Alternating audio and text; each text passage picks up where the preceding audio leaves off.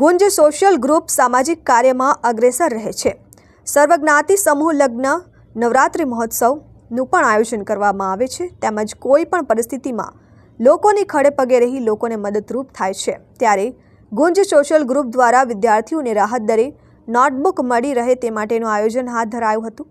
Hansot road ઉપર મોદીનગર ખાતે ગુંજ social group દ્વારા રાહત દરે નોટબુક વિતરણ કેન્દ્ર ઊભું કરાયું હતું।